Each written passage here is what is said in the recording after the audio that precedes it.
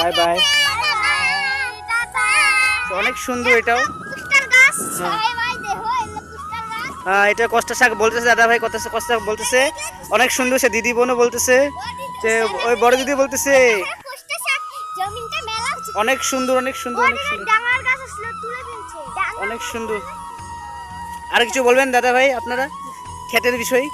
মানে কতদিন হইলো টোটাল এই যে চাষ জমি বাড়ি চাষ করার জন্য? মানে 3 মাসে কমপ্লিট করছে। তোমরা দেখো বন্ধুরা সবাই সকলে দেখো, হ্যাঁ 3 মাস কমপ্লিট হয়েছে।